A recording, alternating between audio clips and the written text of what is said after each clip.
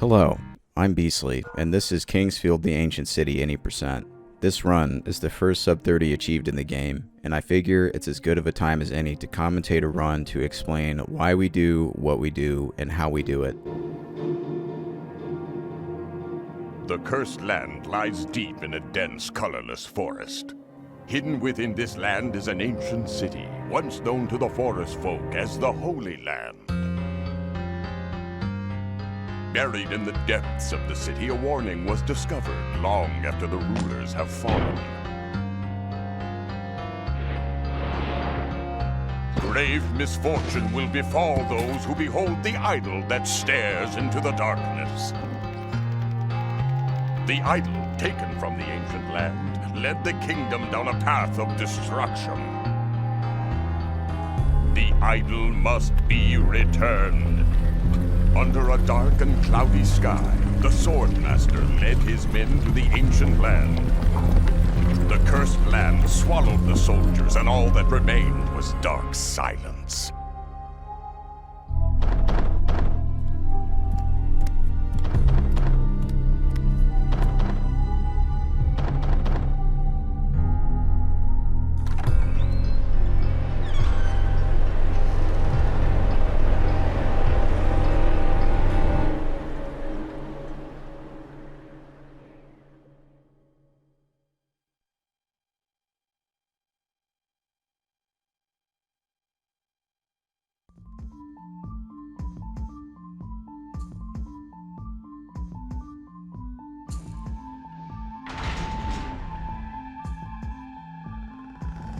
Our first objective is to enter the ancient city. To do this, we need to get a weapon strong enough to break down wooden barriers, as there is an item we will need behind one.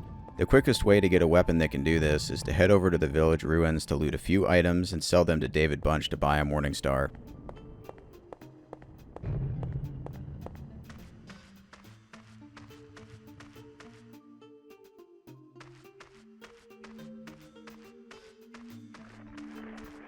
As we enter this structure to grab the leather gloves, we don't want to go too far into the room as the door will close behind us. We grab the gloves at the edge of our pickup range to prevent this.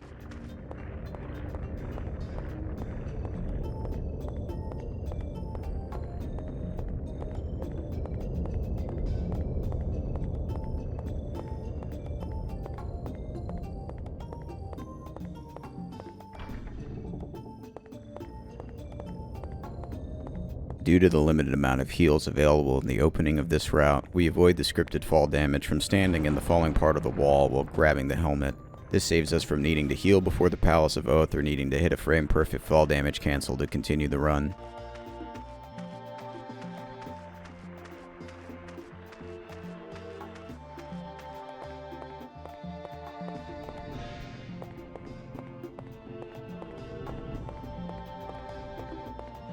It turns out to be fastest to sell the club, gloves, herbal liquid, and helmet to buy the Morning Star from David. This leaves you with 450 gold to buy the 440 gold Morning Star, making it the minimum needed to do this route. This leaves you with one herb and a couple antidotes to cover early damage in the run. Now I will explain some mechanical aspects of the game we will be using in this run to prevent damage and skip large parts of the map. There are 3 ways to cancel fall damage that are relevant to this route. The first method is picking up an item on the frame that you land. This is only useful if there is an item near where you are trying to cancel your fall damage. The second method is using a healing item via the item menu the frame before you land. The game applies the fall damage first, bringing your health to 0, then adds the HP value from the healing item. This allows even low value healing items such as an antidote to save you from death. You do still take the fall stun from this method. The third way is using a magic crystal via the item menu 2 frames before landing. The crystal takes a frame to activate, and then the following frame you do not take fall stun or fall damage. In order to enter the ancient city, we have to get through a web-covered door blocking the entrance to the stairs below. The web can be burned off with a fireball spell, which requires a fire crystal to obtain the spell and a large enough mana pool to be able to cast the spell. There are 2 ways to obtain a fire crystal. The way most people do it in a casual playthrough is by entering the mine and retrieving a Stone of Life to cure Lynn's mother of her illness, in which then a fire crystal is given as a reward. The second way is to break that quest line instead by killing Lynn and trigger one of the game's failsafes for quests. If an essential character for a quest line dies, the reward will often spawn somewhere else in the world. In this case, breaking the quest line will cause the fire crystal to be found in an enemy drop around the Palace of Oath.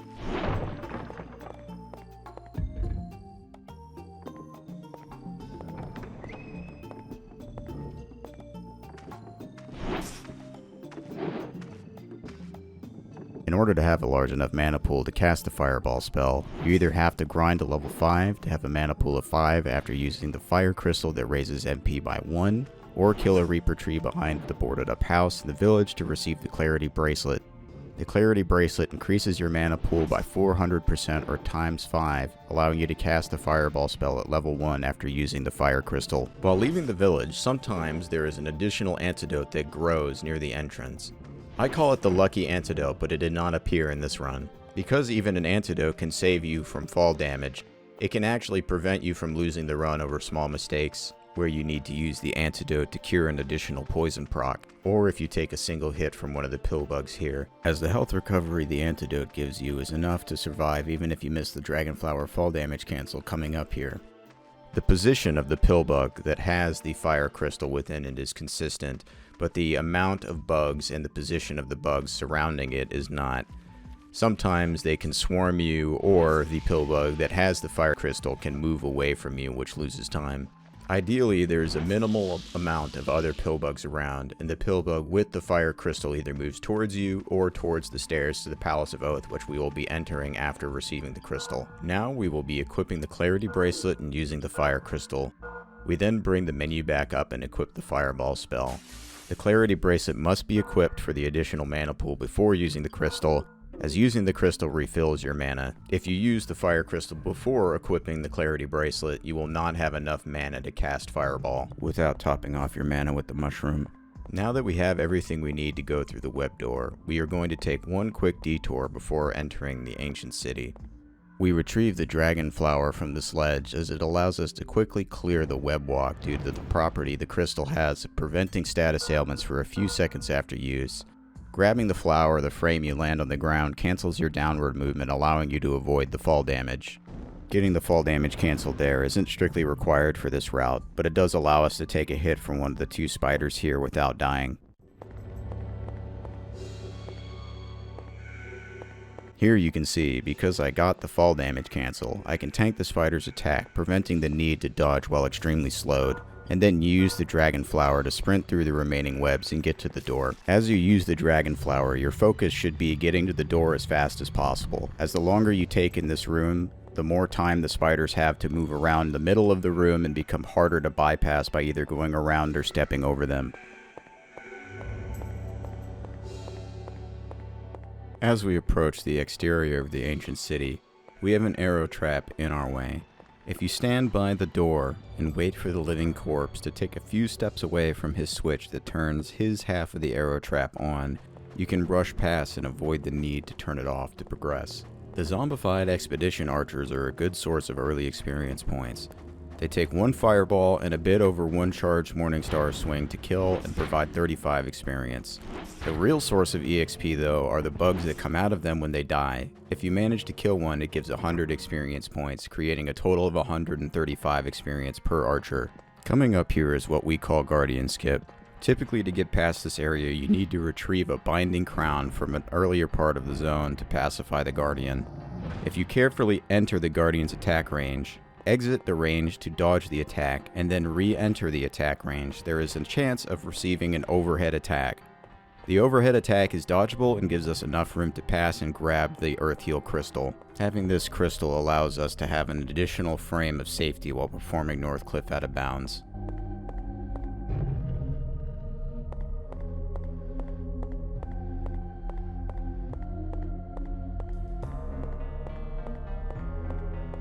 I'll go into more detail further into the video, but at the end of the run we're going to need to be 37 through 42 equip weight in order to save a minute on the final boss.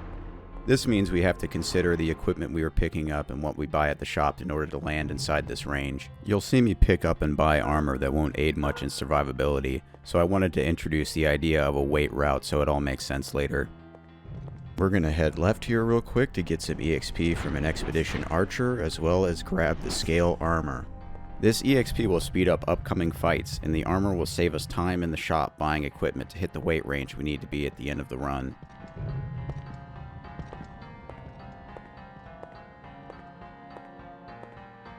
We have to get through the Mushroom Hall here to get to North Cliff, where we'll perform a pretty major skip. It can be cleared with 1 herb and 1 antidote to cure the poison inflicted by the mushrooms. Sliding along this wall is somewhat specific, and the door after the hallway can be crowded by an expedition soldier that kills you in 1 hit. I don't get a clean slide and have to spend my herbal liquid here to survive. I don't activate the door fast enough, and miss the gap in the mushroom's poison cycle, requiring me to use the antidote I was saving for North Cliff out of bounds. Now that I've spent all my healing items due to misplays, I am no longer able to use one to prevent a death from fall damage. This means now that the out of bounds trip coming up to get into the North Cliff area is frame perfect, as I can only save it with the Earth Crystal.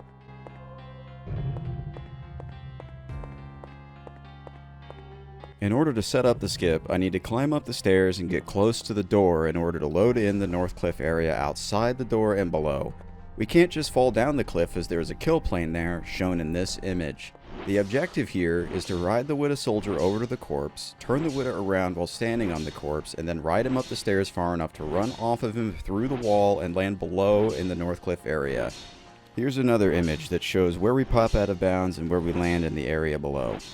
We strike at the Widow soldier in order to get him to jump backwards towards the corpse. He can react to your attack by doing nothing, blocking, or jumping backwards. He can also take a range of different angles as you get on top of him, changing the position you will end up at near the corpse. Due to the random nature of the Widow's reactions, it's very easy to lose a lot of time getting unlucky doing the skip. With the current route, the North Cliff kill plane bypass saves around 13 minutes. The skip was discovered by Almar, who is both a skip and glitch hunter and challenge playthrough YouTuber who makes some great videos. I'll have his channel linked in the description. The menu can be brought up every 2 frames, but can't be buffered between calls to bring it back immediately without precisely timing the input. Normally we would have a crystal and a healing item to cover that 2-frame window to prevent a death from fall damage. But in this run, I was out of healing items. This means I have to perform a frame-perfect pause in order to keep the run alive. I bring up the menu 2 frames before the frame I want to use the crystal on, and land the repause on the exact frame I need to keep the run going. We have to walk down to the 3rd sconce on the bridge to hit a load trigger, and then backtrack into the engineer area to get some experience and gear to finish the last few areas with. Because we skip so much of the game, we are pretty far behind in power where the game expects us to be. As a result, there are some major issues we need to overcome in order to finish the game. We need some way to survive entering the Widow Palace without disabling the fire traps, survive walking through the poison in the Sistern area, and survive damage during the Dark Succubus and Dark One fights. We also need some source of damage for the big Widow boss fight at the end of the Widow Palace as well. Ultimately, we came up with 2 routes in order to overcome these obstacles. The first is backtracking to the Merchant Jamark to buy 99 herbs and around 60 herbal liquids, a crossbow, and some armor to end up around the weight we need at the end of the game. The second is a route that Rai came up with that uses the Wave Crasher and limited heals to solve these issues, but it ended up being around the same speed of the route used in this run, and also required a much harder Dark Succubus fight. If you want to see a comparison of these routes, I made one while deciding which route to do for sub 30, and it will be linked in the video description. Here I am killing Faden with the Morning Star for 500 experience and to disable the fire trap on the upper walkway. It is possible to wait to kill Faden until you have the crossbow, or forgo killing him altogether and simply walking through the fire trap, but I found while doing runs that unless I held forward through the fire trap, I ended up saving time doing it this way, as it can take an extended period of time to have an opportunity to get through the fire trap without dying.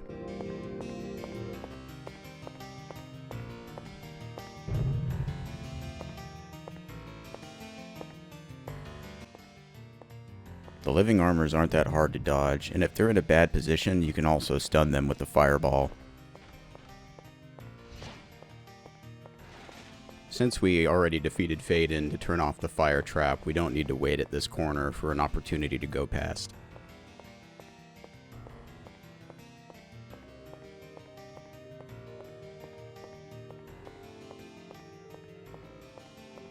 I'm going to take another detour on a trip to Jamark's shop to go to the corner here and down a hidden trapdoor to grab the power bracelet. The power bracelet takes around 22 seconds to get, but it increases your slash, hit, and stab stats by 10%. The skeleton can sometimes follow you into the corner and stand up on top of the ladder, creating some mind-boggling effects. Despite this, I still think the power bracelet is worth going for, since it shortens the dark succubus fight by a significant amount, and that is one of the hardest parts of the run.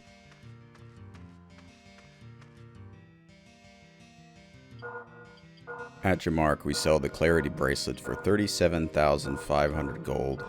We max out on herbs, buy the power seed, crossbow, bolts, night greaves, and a couple of forest roots in case we get paralyzed along the way. Finally, we buy as many herbal liquids as we can afford with the rest of the gold.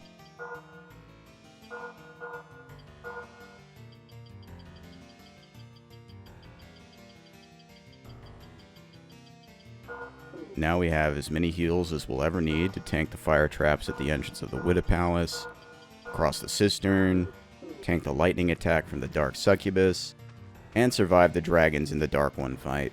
We also have the crossbow to fight the big widows, and are on our way to have enough equip weight to be able to save a minute during the Dark One fight.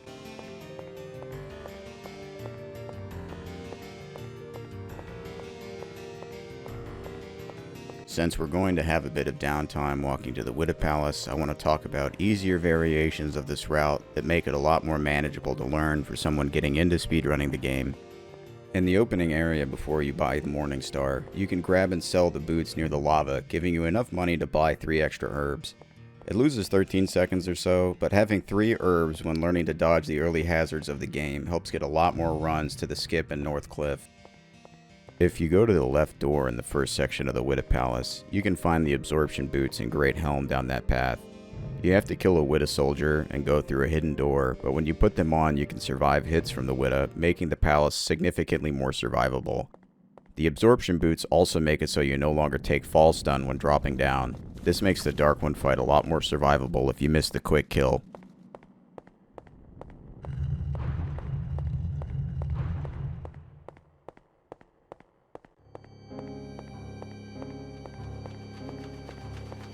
Coming up here is the Widow Palace. Because we have all those heals, we can just walk on in through the fire trap while mashing herbs into our face.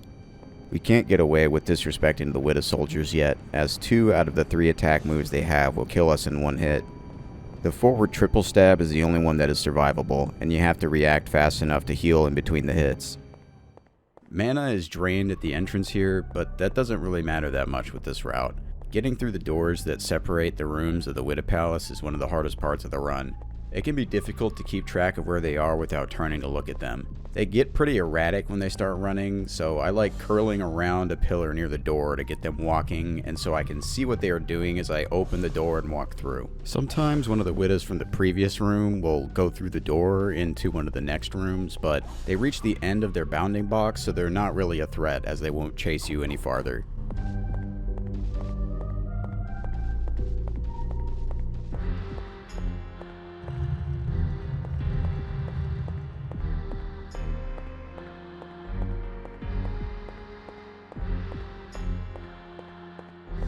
If we hold to the side when entering the big Widow arena, we can activate just one of the Widow Conda and avoid activating the other one. Fighting with them both active without being hit is possible but harder. If you move too close to the other big Widow when fighting the first, it can become active in the middle of the fight. If you stick to a tight pattern with both active, the poison breath from the second Widow Conda can be blocked by the first. If your position is correct, even if you lose the movement pattern slightly and receive a physical attack from the big Widow, the attack can miss and you can continue dodging the pattern without issue in this case. If you are hit by the attack, it is survivable if received at full health, but the attack can paralyze, which is partially why we buy some forest roots from Jamark. If you get grazed by the poison breath and get afflicted with poison from it, it's better to tank the damage rather than cure the poison since we have so many heals available, and curing the poison from the menu would lose time. At our current level of 8 and 25 physical power, each of the big widows takes 13 shots to kill. With only one big widow left, the rest of the fight is quite easy, as we can freely move around the arena without having to worry about activating another enemy, and can stand behind the remaining widow to kill it.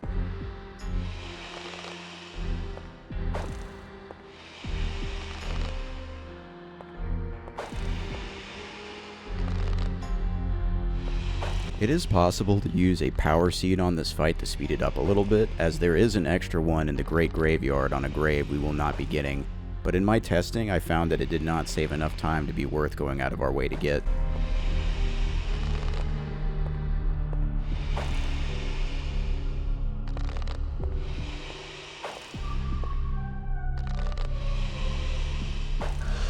With both of the Widoconda defeated, we fall down the holes that they were occupying to head towards the exit. Overall, the Widow Palace in this run had some mediocre but survivable luck, and I did play it a little safe, so it could certainly be improved.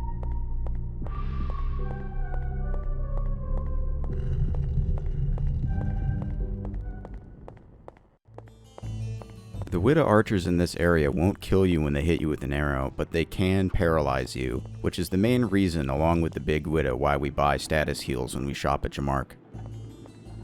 Under this cart is the Shadow Mask. The Shadow Mask applies a constant darkness effect whenever it is worn, but comes with some really nice defensive stats that make it worth wearing. On top of the slash, hit, and stab defense, it also gives 30 darkness stat, which is great for surviving the endgame. It allows us to survive any attack from the Widow soldiers in the mine and in the Great Graveyard, which is why we put it on immediately instead of waiting for the menu in the ancient battlefield. The darkness effect from the Shadow Mask is the main reason why I play at maximum brightness. I really like to be able to see what's actually happening in the video game. Since we're on a route that uses the crossbow, we can shoot the crossbow into this little alcove and receive the strange egg. On a route without the crossbow, you would have to allocate mana to be able to cast Fireball to receive it.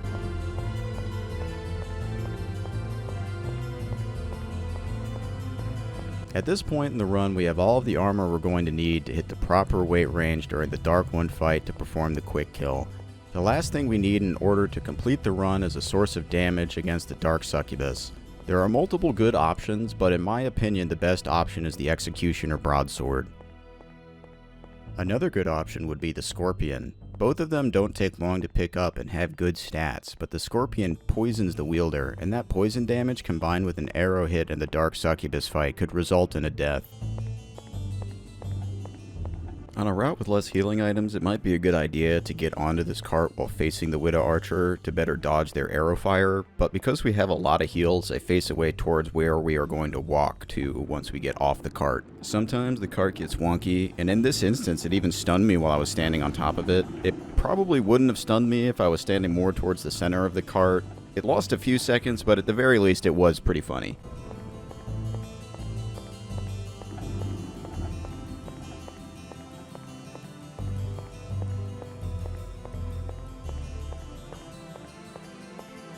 Here we trade the strange egg to Oa Burley to gain entrance into the Great Graveyard.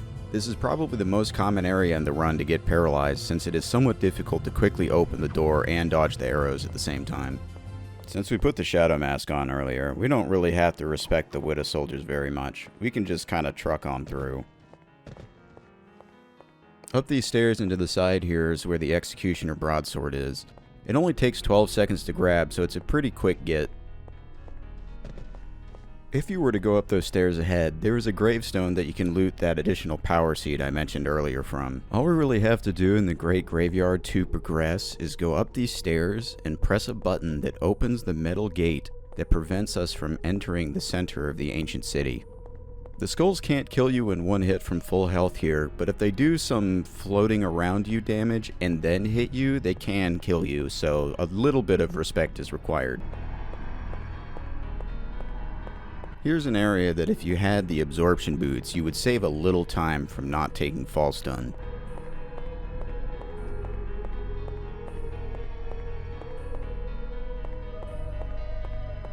I go up the right side of the stairs here, even if it is a little bit slower, because I've taken hits from skulls through the wall going up the left side before. It didn't kill me, but the last thing I want this far into the run is something shocking happening that takes me out of being in the zone.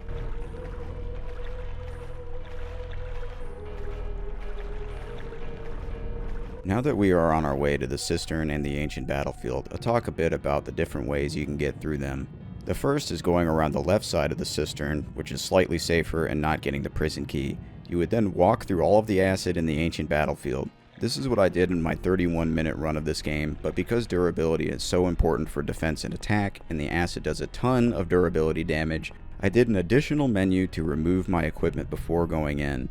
The other option, which is what I do in this run, is to go around the right side of the Sistern and grab the prison key. Getting the prison key allows you to enter the prison in the ancient battlefield, which opens up a couple different paths through the level. I go down the side path that allows you to skip most of the acid, which still leaves you with enough durability on your armor to survive being hit in the Dark Succubus fight and the Dark One fight. This removes the menu of taking off the armor and shortens the second to just throwing on the broadsword and the herbal liquids. Although wearing the shadow mask makes a good amount of the run more survivable, it has the side effect of making it really hard to see as you pass through damage tiles. The movement in the right path of the Sistern is somewhat specific to avoid being killed by the Ginans while grabbing the prison key.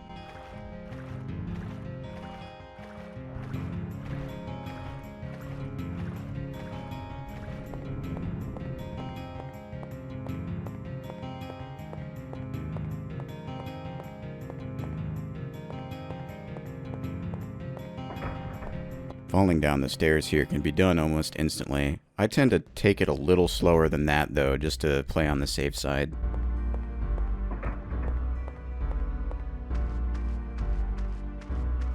Since we put the shadow mask on already, we don't have to worry about being one-shot by the minion dog enemies in this section of the prison. This blind turn would be pretty scary without it.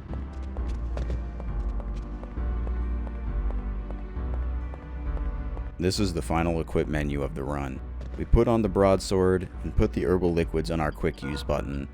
I mess up the menu a little bit here, but you could probably tell at this point I was pretty nervous. As long as you walk in a good line here, you don't have to worry about being hit by the greater demons or any of the skeletons. We're pretty much home free all the way to the Dark Succubus. I'll take this moment to explain the power seed, as we'll be using one for the Dark Succubus fight. The power seed raises your physical stat by 10%, moving it from 36 to 39 for 90 seconds of the fight. This reduces the amount of time it takes for your stamina meter to regenerate between attacks, letting you keep a tighter pattern. Typically, the Dark Succubus fight takes from 90 to 120 seconds, depending on what luck you get on the move she chooses to use. The Dark Archers in the arena are a major threat, and it is very important to try and keep them all firing around the same time. I take a step backwards at the start of the fight, as this gets them all synced up from the beginning and resets the Dark Succubus into a better and more reliable position. The idea here is to tank the Dark Succubus's lightning attack and then hit her in order to get her to jump across the arena as you turn to face her again. You then dodge the arrows by walking straight down the center of the arena and go in for another attack to get her to jump again. Sometimes she won't jump after being hit. When this happens, you want to be in a position where the Dark Succubus has to turn to face you before she can attack. This gives you enough time to realize she isn't jumping and is moving to slash you, so you can back up out of range and then go in for a hit. You really want to avoid going near the sides of the arena while running this pattern, as they can block some of the archer's vision, which desyncs their arrow fire and makes the fight much harder. If you mess up and get tagged by an arrow, you won't die as long as you heal before getting hit by the lightning attack from the Dark Succubus. Most of my deaths in this fight come from not healing in time after taking an arrow, or getting slashed by the Dark Succubus from not spacing her correctly. Her scythe attack reaches a good deal farther than you would think from the model of the weapon.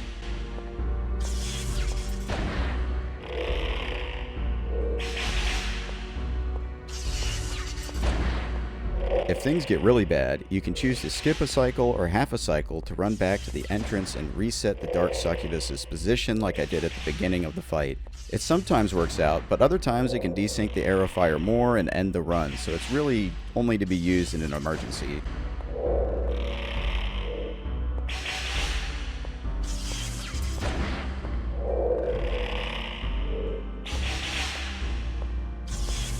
Ideally, when you defeat the Dark Succubus, you are close to the door and can exit as soon as it opens. I generally look for my power seed to wear off and my stamina to recharge slower as a tell that the fight is about to end, and try to extend or shorten the spacing between me and the boss to try and end the fight closer to the door.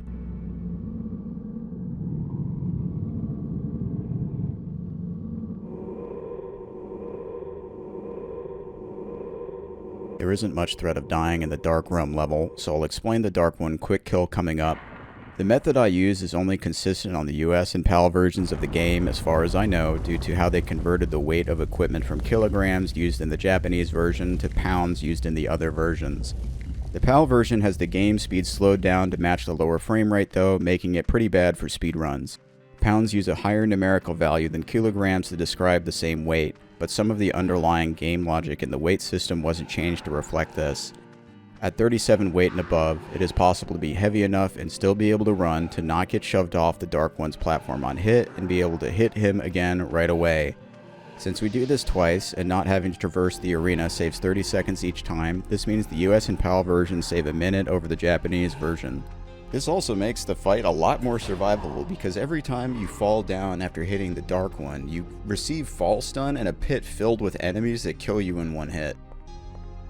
It isn't feasible to reach 37 kilograms of weight in the Japanese version and still be able to run, even in a good ending speedrun, which gets to a higher level than any percent.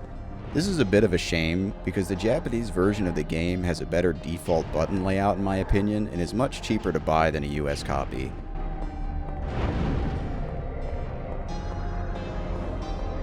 When you strike the Dark One, your health is reduced by half, and if you get hit by one of the dragons in the area before healing, it will kill you at half health. I use a visual cue to line up my angle and position in order to set up this trick quickly. I'll have a video linked in the description if you're interested in learning how to do this. And there you have it, Kingsfield 4, the Ancient City, in 29 minutes and 37 seconds.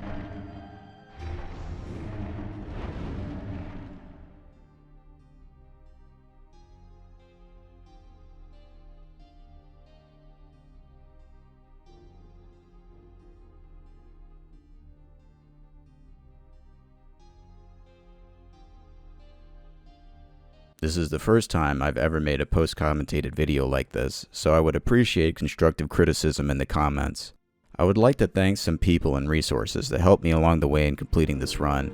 Big thanks to the Kingsfield speedrunning community in general, including Rye Petrowski, Jekt, Second Place 92, Modal, Verdite Cat, Nyron, Shu, and Mini Omega King, as well as others for all the help over the years and the work they have put into these games.